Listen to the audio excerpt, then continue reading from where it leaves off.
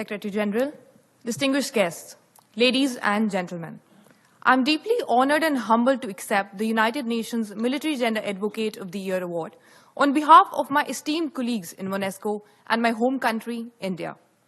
Serving as the engagement platoon commander in MONUSCO has been a privilege beyond measures.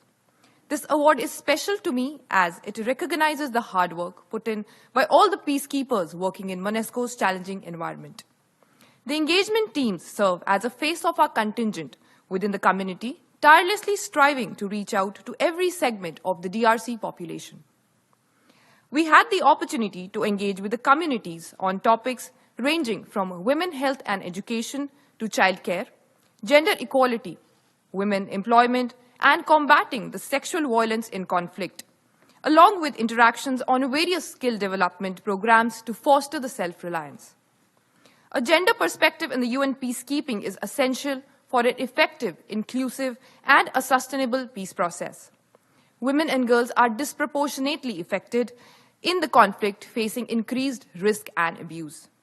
The need of the hour is to mainstream the women in nation building, particularly in sectors of security and governance.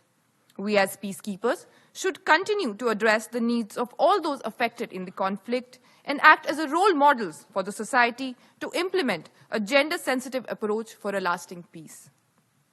None of these achievements would have been possible without the unwavering support of my dedicated engagement platoon, particularly Major Soumya Singh, my second-in-command.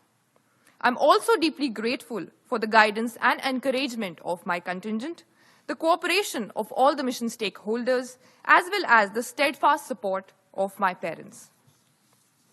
I extend my heartfelt gratitude to MONUSCO for appointing Captain Cecilia Arzua, the recipient of the United Nations Military Gender Advocate Award in 2022, as a gender advisor and mentor for the engagement platoons in MONUSCO.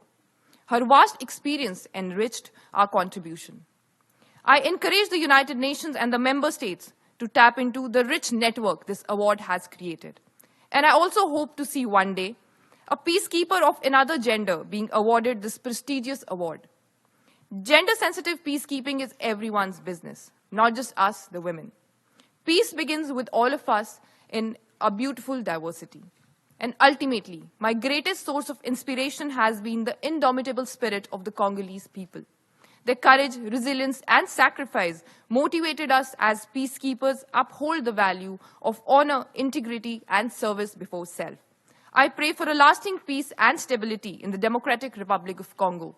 Long live the United Nations. Thank you.